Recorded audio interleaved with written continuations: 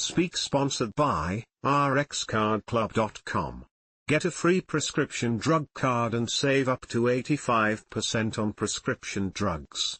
rxcardclub.com. Ncdhhs 63 flu-related deaths reported in 1 week. The state health department is strongly encouraging people to get the flu vaccine, warning that while flu cases could be peaking right now, there could be a second peak later in the season.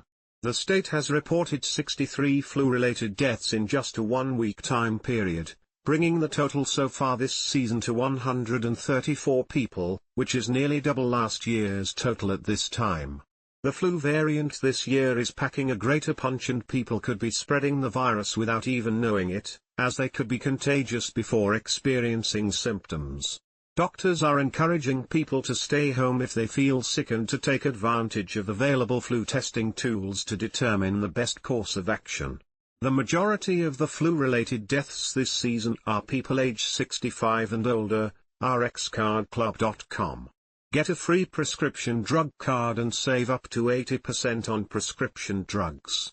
Less than /speak.